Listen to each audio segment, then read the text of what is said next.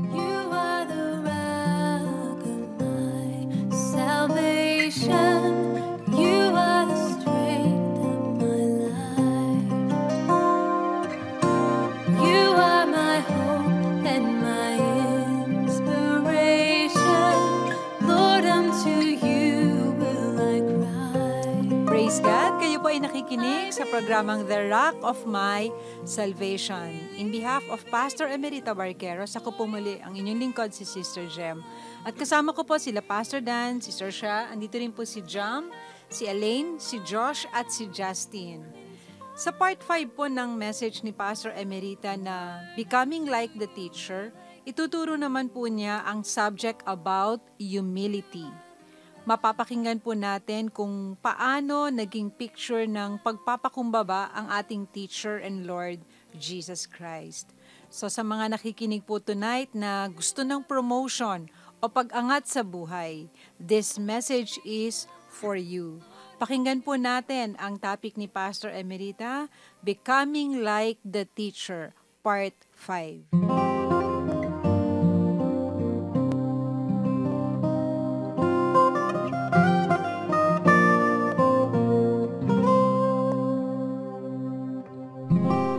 Sabi ni Jesus, walang alagad na nakakahigit sa kanyang guro.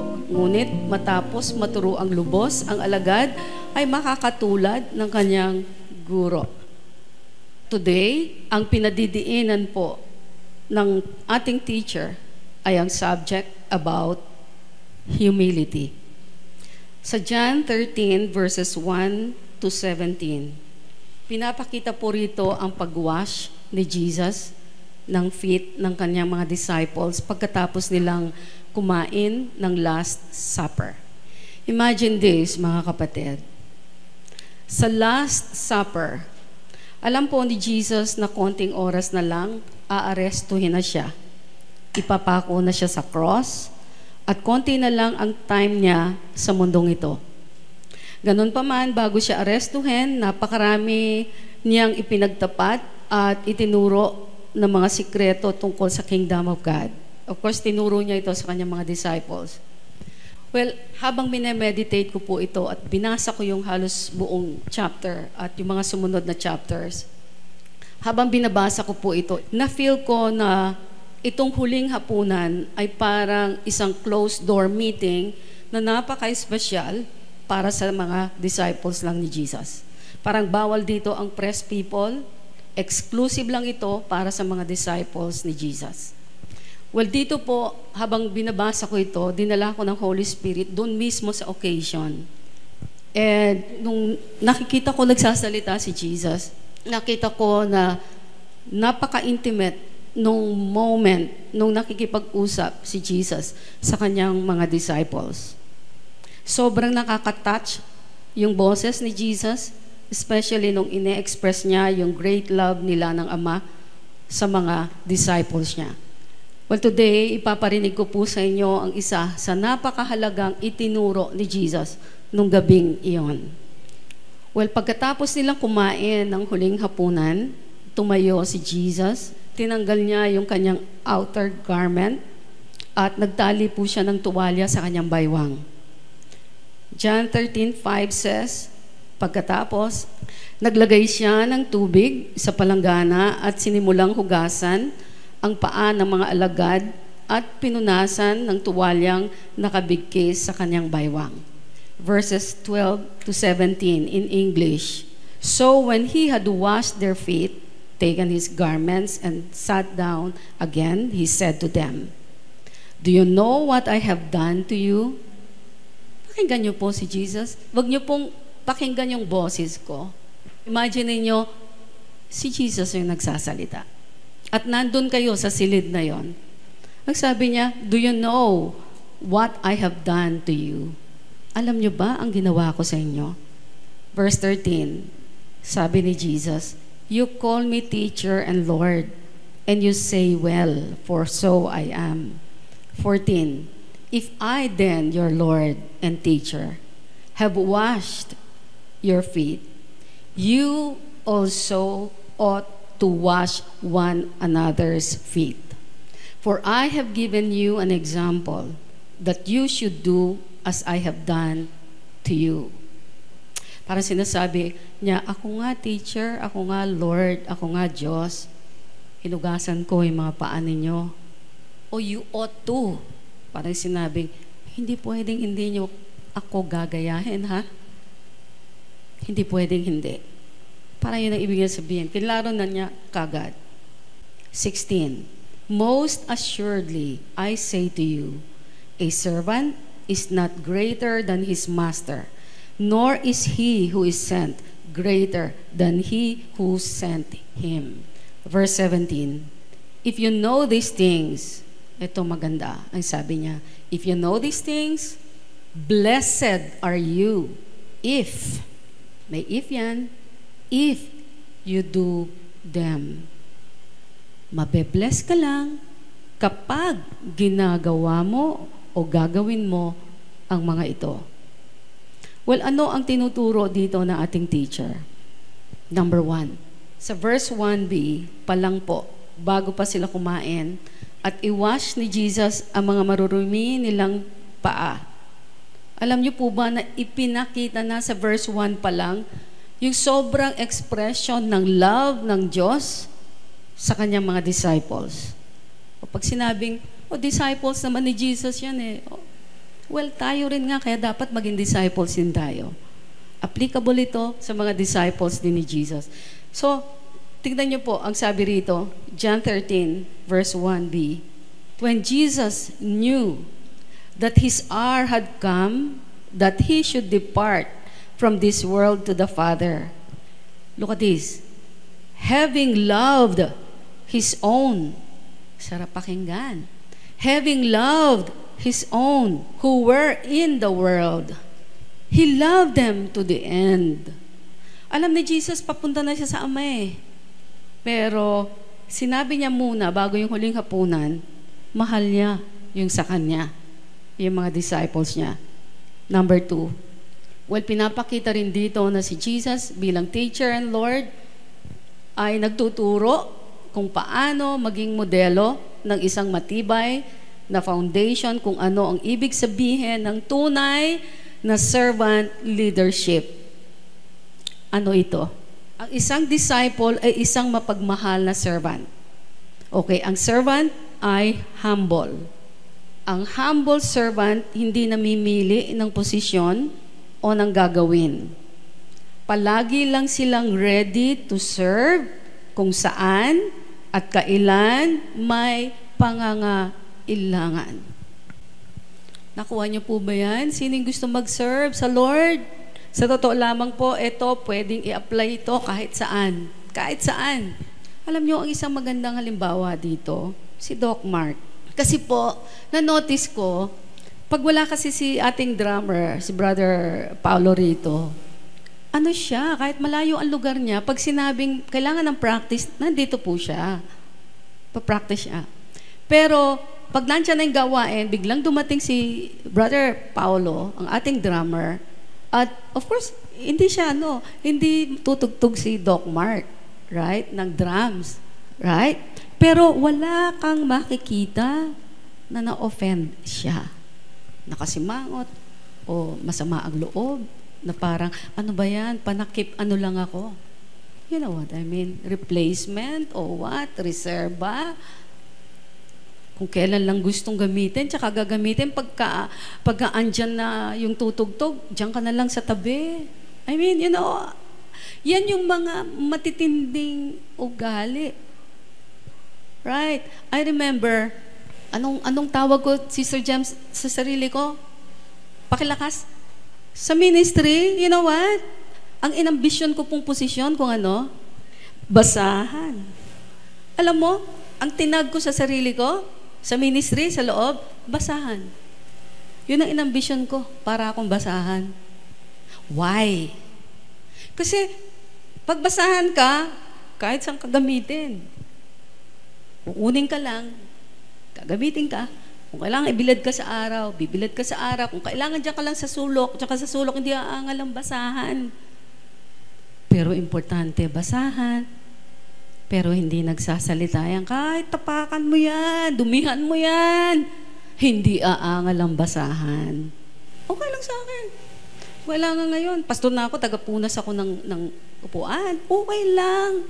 Kung yan ang kailangan nakuha niyo po, basahan. In fact, nung bago-bago po ako sa ministry, since sobra po ako napaka-mahiyain, sabi ko talaga, kahit tagapunas lang ako ng sapatos ng pastor, ang taas na ambisyon, tagapunas ng sapatos ng pastor, at saka tagahugas ng pinagkainan ng lahat ng magsaserve o nagsaserve sa Lord. Doon ako sa kusina, okay lang yun. Gusto ko yun. Kuha niyo po, wala akong tinitingnan ng position. Pero, alam ko po yung ginawa ng Panginoon. In fact, nung nag-i-start po ako sa ministry, of course, baby Christian, pagka po merong mga kabataan na gustong sumali sa music ministry at sa bahay ko sila magpa-practice o sa lugar ko sila magpa-practice, super kilig ako doon. Pagka alam ko magpa-practice sila, kahit bago yung pandesal, bagong bili sa bakery, bagong luto, magagawin ko po sa bahay namin. Iinit ko pa yon. Of course, magluluto ako ng palaman ng tinapay. Tapos lalagay ko sa parang isang tray na parang ratan. Tapos lalagyan ko ng puting towel.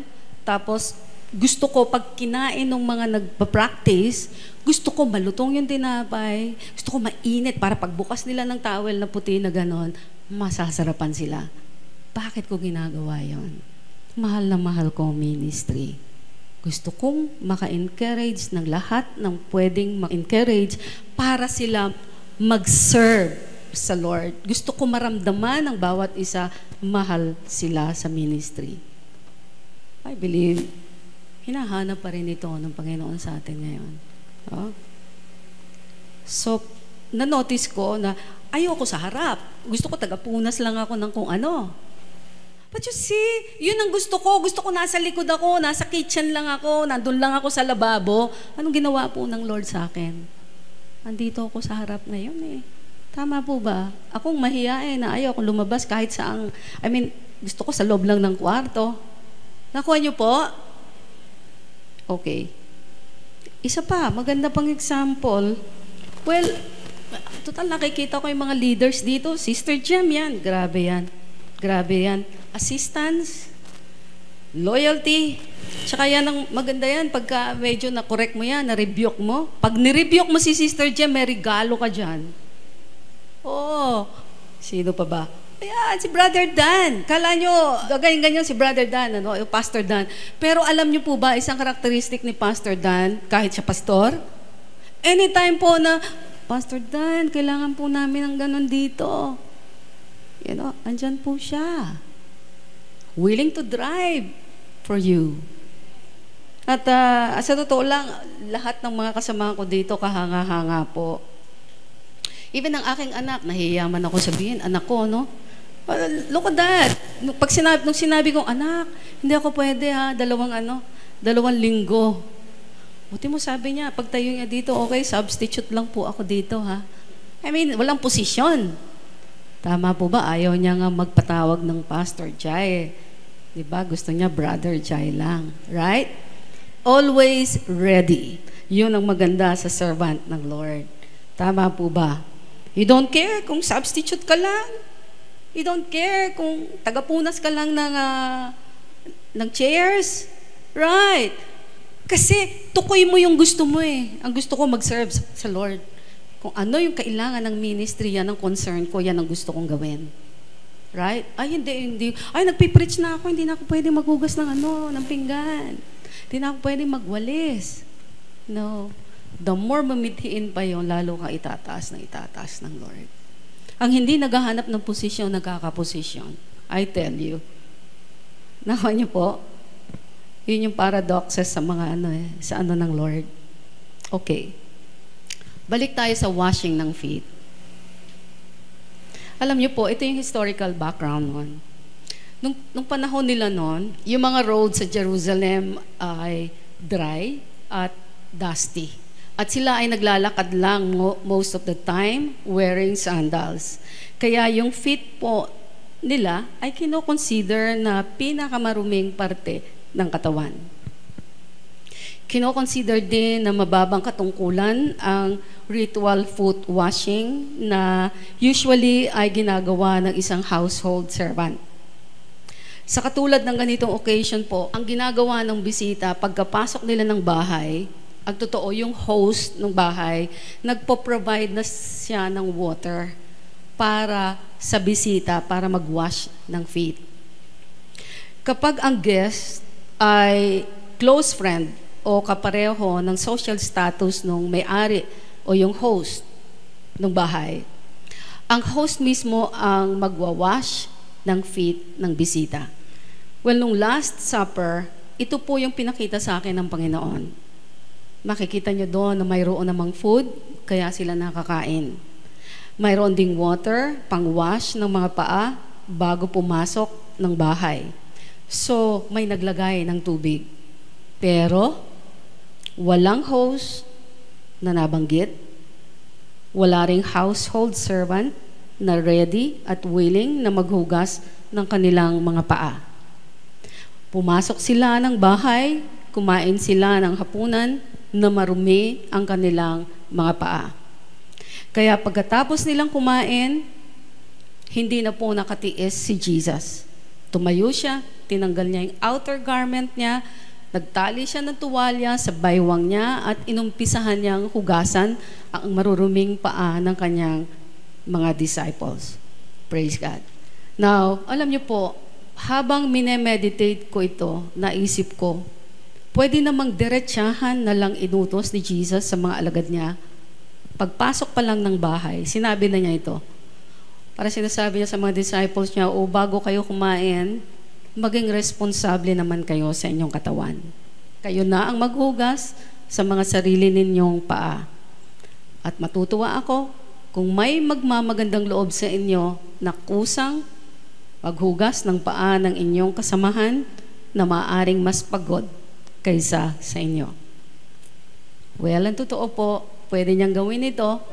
Ginagalang naman siya ng mga disciples niya, pero hindi niya ginawa. Hindi po ganito ang ginawa ni Jesus.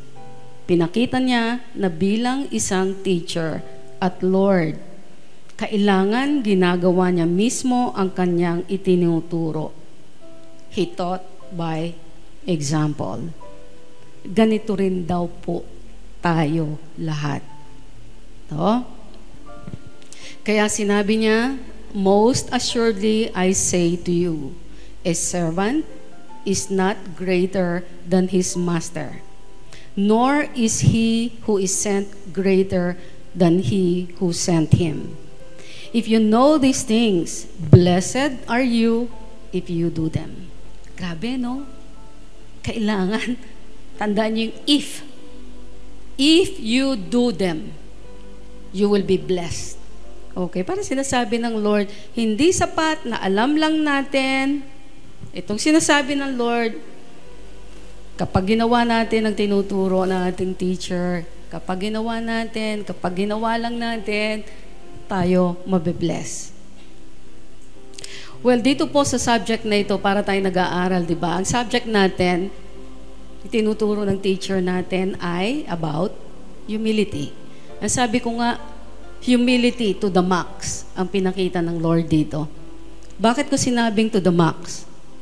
Kasi alam po natin na Diyos si Jesus. Diyos siya, right? Diyos na naguhugas ng maruming paa. Parang hindi bagay. Pagpantayin niyo po, Diyos na naguhugas ng maruming paa. Hindi bagay, di ba? Maski si Pinoy nga hindi niyo paghugasin ang paa niyo Tama? Pero si Jesus naghugas ng paa ng mga disciples. Okay. Alam niyo po, maraming tao nagbo-volunteer sa mga task na kinukonsider na importante o glamorous. Pero si Jesus, nagpakita ng humility sa paggawa ng bagay na walang gustong gumawa. Yung mga bagay na walang gustong gumawa, ang totoo, yun yung mga bagay na importante. Kaya ibig sabihin, yung mga importante na bagay, marami ang hindi gumagawa.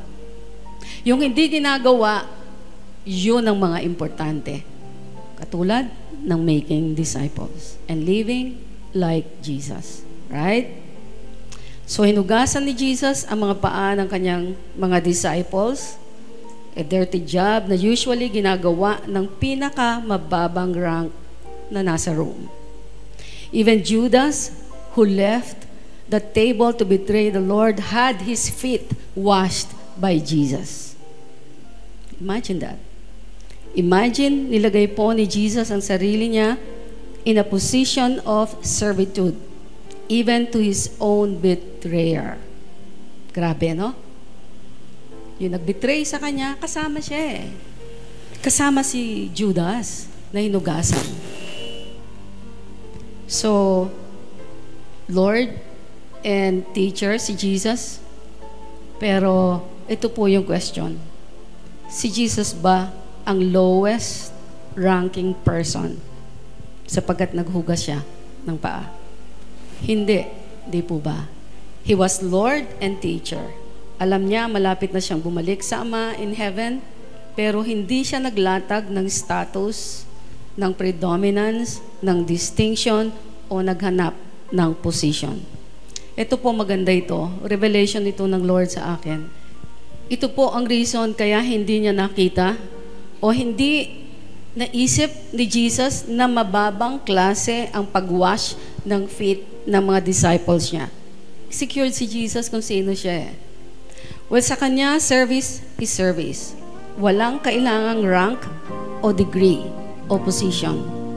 Kung saan may pangangailangan ng serbisyo sa anumang oras, serbisyo lamang po at puso ang katapat at ang kailangan. Kailangan ng serbisyo, ang ibibigay lang natin, serbisyo at puso.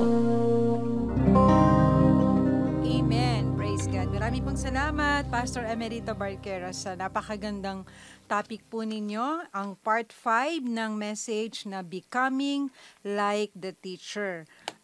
Base po dun sa series ng discipleship mentoring sinishare ni Pastor Emerito for the several months po. At napakaganda po ng pagpapaalala ng Lord sa atin tonight. Grabing humility ang inimpart ng Lord of Lords and King of Kings.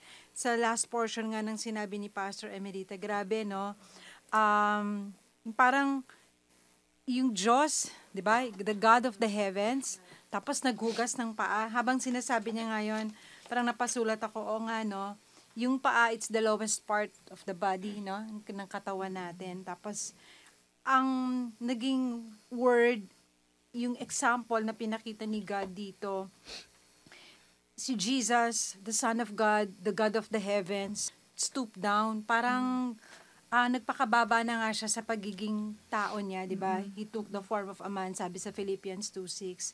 Sinantabi niya, hinubad niya yung pagiging Diyos niya. He came in the form of a man. He humbled himself. Tapos dito sa John chapter 13 na sinishare ni Pastor Emerita, si Jesus mismo, hindi niya lang sinabi, okay, disciples, dapat marunong kayong magwash ng feet ng kapwa niya disciples, ha? Hindi. Ang ginawa, by example, sabi nga, minodel niya by doing the work itself. Pinakita niya mismo na siya yung gumawa. Sobrang pagpapakita ng humility talaga, kababaang loob, na makita yun kay Jesus na naghuhugas ng paa ng disciple na higit namang mas mababa sa kanya. Pero siya na yung King of Kings and Lord of Lords. Parang, sino naman tayo? Tayo na, di ba, created niya lang. Sabi nga ang God, ang laki-laki niya, tayong liit-liit natin. Pero ginawa ni God ito sa atin. So, sino tayo para magmithi ng yung matataas na bagay na kakaunti lang ang gumagawa or para magmalaki tayo, 'di ba? Parang sobrang pagpapakumbaba ang ginawa, ipinakita at minodel ni Jesus na dapat nating tularan. And nakaka-humble itong topic na shinare ni Pastor Emerita na patuloy na pagpapaalala sa atin na yun nga, maging humble, maging mababa before the Lord, kasi yung mababa, yun daw ang itinataas, at yung mga nagmamataas naman, yun yung ibinababa ng Lord, sabi dun sa 1 Peter. So, praise God. Thank you po, Pastor. Good evening, Sister Sha. Good evening, Sister Jem. And good evening din po sa lahat ng mga nakikinig. Alam, Sister Jem, nung pinapakinggan natin yung message kanina, parang napipicture ko yung scenario, yung time na ginagawa siya ni Jesus. And siguro konting trivia lang din po.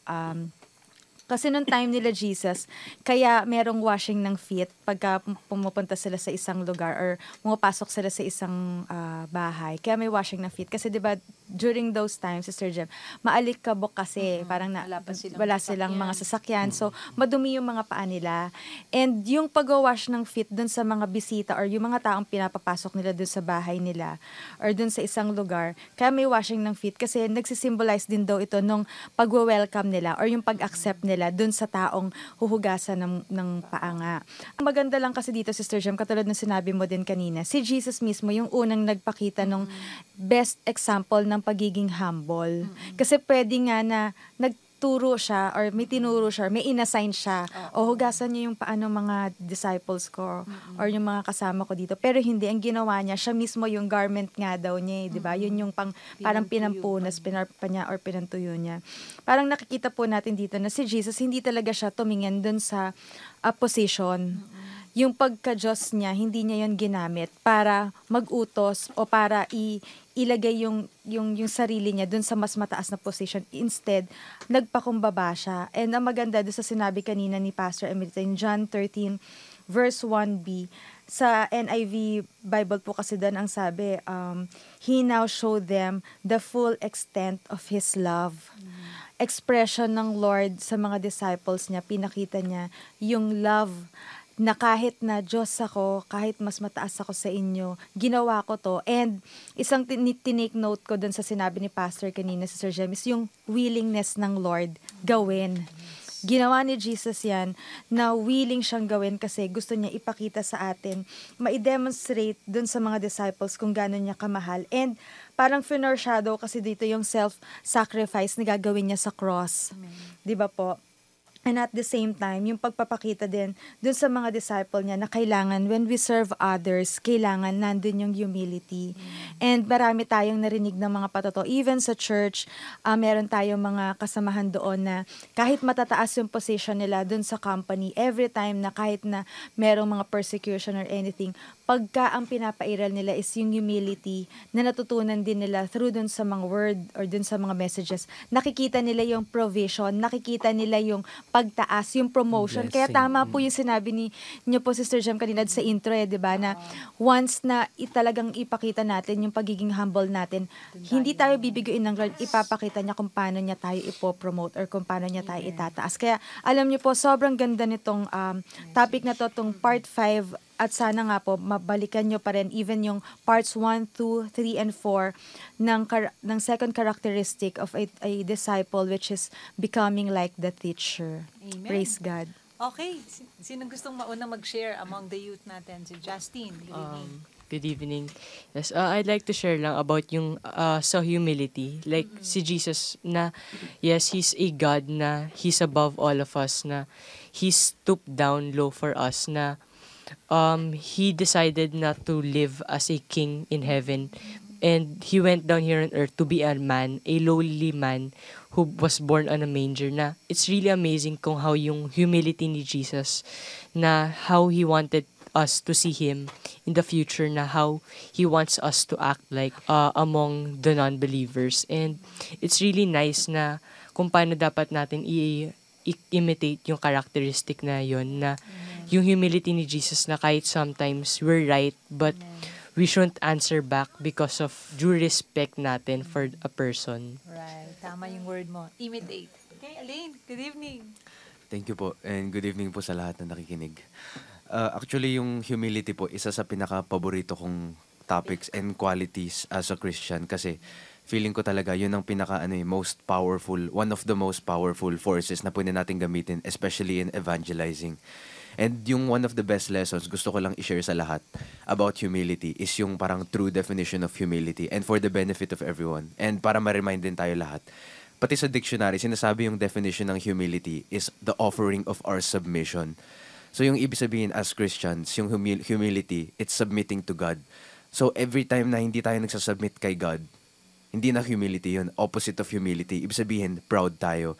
So every time di tayo nag-evangelize, pride yun. Every time di tayo nag-quiet time sa Lord, pride yun. And maganda pag may ganun tayo na perspective para every time we submit to God, parang alam natin na parang pati rejecting ourselves, pati feeling bad about ourselves, pride yun eh. Kasi we're not submitting to God. Kasi God says that we always have to focus on Him. So humility, parang ano na yun, is one of the qualities, one of the offshoots of focusing on God.